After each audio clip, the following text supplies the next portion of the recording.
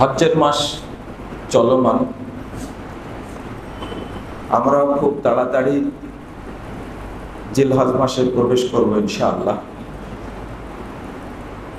তো যে বিষয়টি দেওয়া হয়েছে খুব সুন্দর, কোরআন ও সহিহ হাদিসের আলোকে মুসলিম উম্মার ভ্রাতৃত্ব ও সৌহার্দ্য রক্ষায় হজ্জের ভূমিকা। একটা হলো মুসলিম উম্মার ভ্রাতৃত্ব, আর আরেকটা হলো সৌহার্দ্য রক্ষায় হজ্জের ভূমিকা। মূলত আলোচনাটা হজ, ভ্রাতৃত্ব এবং সৌহার্দ্য রক্ষায় হজ্জের ভূমিকাটা কেমন, এটা নিয়ে আজকে আমরা আলোচনা করবো ইনশাআল্লাহ।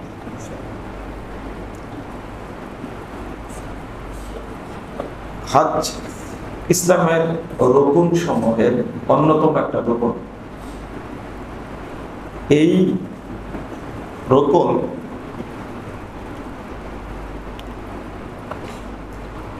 এমন একটা স্তম্ভ যা অন্যান্য রকুন থেকে সম্পূর্ণ ভিন্ন। একদিকে রাসূল সাল্লাল্লাহু আলাইহি ওয়াসাল্লাম বলছেন, আল হাজ্জুল মাবরুর লাইসা লাহু জাযাা ইল্লাল জান্নাহ। হজ্জের কোনো নেকি নাই, সব ইবাদতের নেকি আছে, সালাতের নেকি আছে, সিয়ামের নেকি আছে,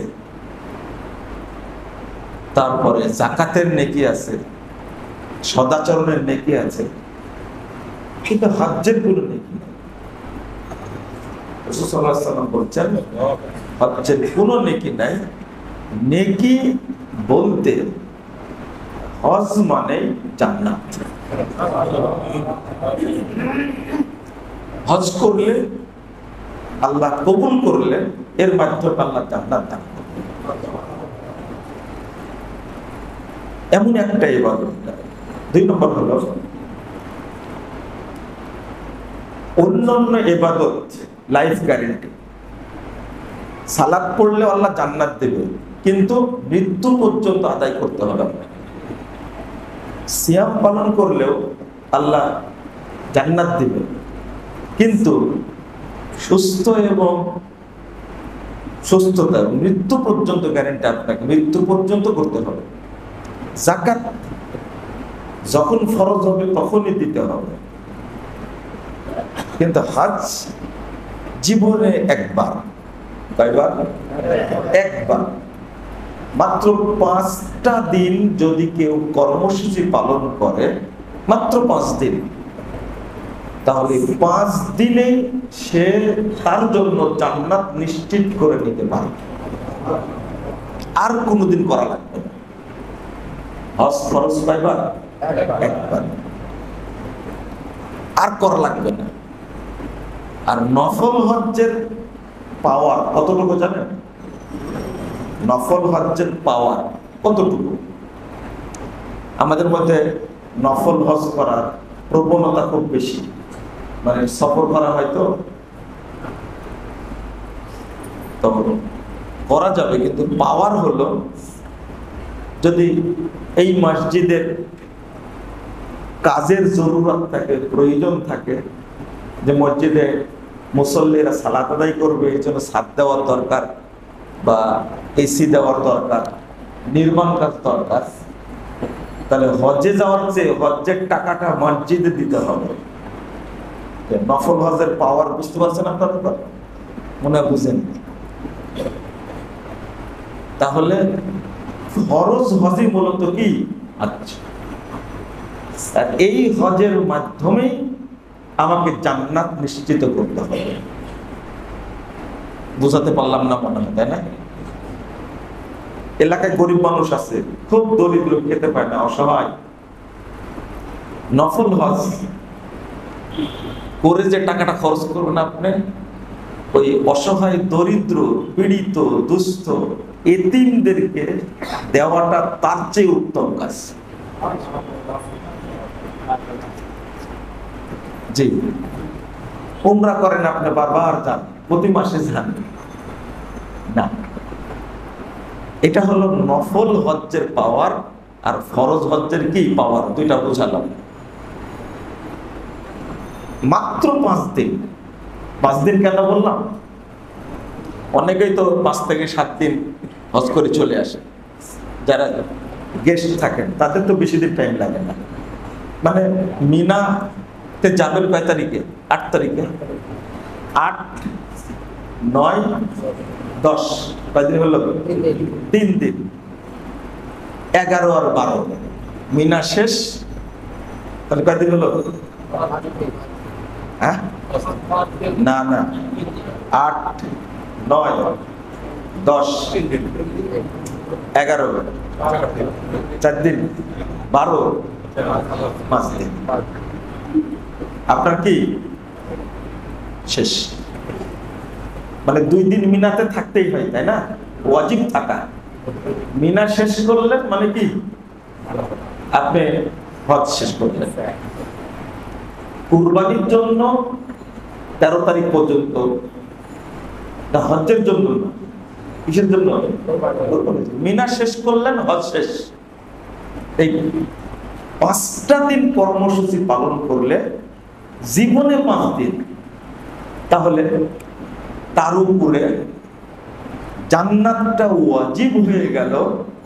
এই জান্নাত মানে ওয়াজিব করার জন্য, কবুল করার জন্য আপনার প্রস্তুতি লাগবে। কি লাগবে? প্রস্তুতি লাগবে।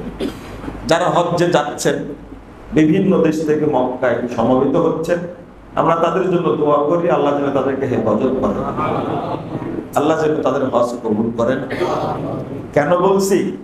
সব হাজির হজ কবুল হয়ে যে নেকিটা হবে, আমি দোয়া করার কারণে সেই নেকিটা হবে।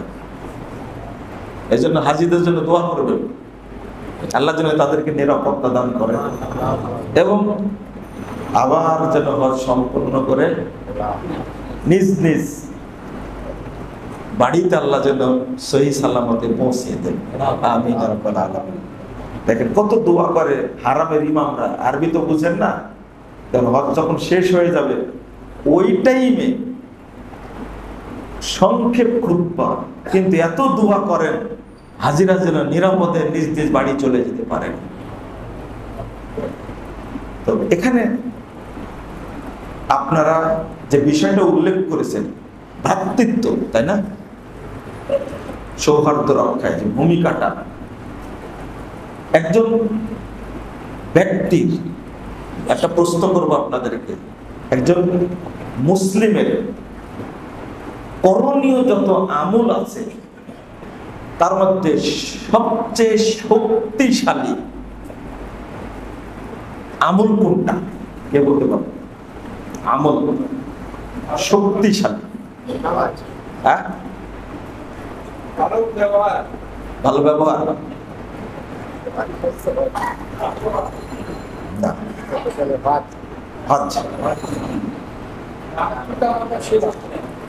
আমি এইভাবে পুস্তকের উত্তর দিয়েছেন, আপনাকে রাগ করেন? এই যে আপনি খুঁজছেন এখন ব্রেনের মধ্যে, তাই না? এই এখন আমি বলে দিব, তখন ওই ফাঁকটা ঢুকে যাবে, আর বের হবে না ইনশাআল্লাহ। এই জন্য রাসূল সাল্লাল্লাহু আলাইহি ওয়াসাল্লাম সাহাবায়ে কেরাম জিজ্ঞেস করতেন, তারপরে উত্তরটা দিয়ে দিতেন। সেটা হলো, একটা হাদিস বর্ণিত হয়েছে তাবরানীর মধ্যে, তাবরানী আওসাত 11537 নম্বর হাদিস। রাসূলুল্লাহ সাল্লাল্লাহু আলাইহি ওয়াসাল্লাম বলেন, আওসাকু উরাল ঈমান আল মুওয়ালাতু ফিল্লাহ ওয়াল মুআদাতু ফিল্লাহ।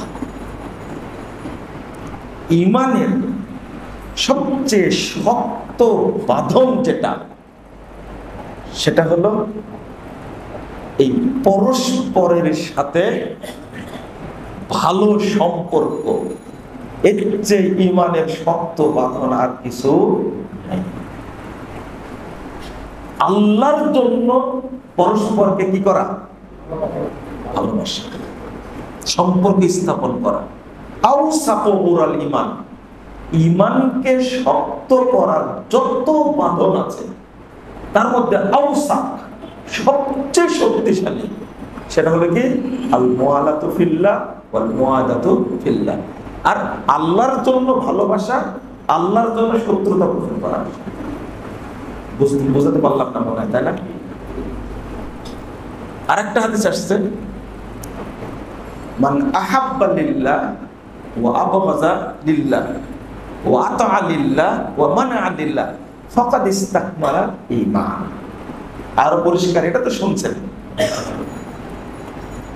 আল্লাহর জন্য ভালোবাসা, আল্লাহর জন্য সম্পর্ক ছিন্ন করা, আল্লাহর জন্য কিছু দেওয়া, আল্লাহর জন্য বিরত থাকা, এইটা করলে তবেই আপনার আমার ঈমান পূর্ণতা লাভ করবে। এছাড়া একটা ঈমান পূর্ণ হবে। তাহলে ঈমানের পূর্ণতা তখনই আসে যখন ঈমানটা কি হয়, শক্ত। এইটা বাধার জন্য ব্যাখ্যা সহ বললেন আল হুব্বু ফিল্লাহ ওয়াল বুগযু ফিল্লাহ, অর্থাৎ পরস্পরে কার জন্য ভালোবাসা, আল্লাহর জন্য। ভালোবাসা ছিন্ন করতে হবে কার জন্য, আল্লাহর জন্য। আপনি পরহেজগার মানুষ, আপনার সাথে সম্পর্ক রাখবো, এটা হলো শরীয়ত থেকে। আর একটা হলো আপনি মদখোর, আপনি খারাপ খারাপ কাজের সাথে জড়িত, সুদ, দুর্নীতি, আত্মসাৎ, জিনা, ব্যভিচার ইত্যাদির সাথে জড়িত। আপনি আপনার সাথে সম্পর্ক ছিন্ন করা কি ফরজ? এটাও কার জন্য, আল্লাহর জন্য। আল্লাহর সন্তুষ্টির জন্য আমি আপনার সাথে চলবো না, আমি তোমার সাথে চলাফেরা করবো না। এই কাজটাকে শক্ত করার জন্য সবচেয়ে বড় অবদান হলো হজ্জ। এখন আমরা এটা চলে যাব যে কিভাবে হজ এই শক্ত বাঁধনকে আরো মজবুত করে, এই উখুয়া ভ্রাতৃত্বকে মজবুত করে।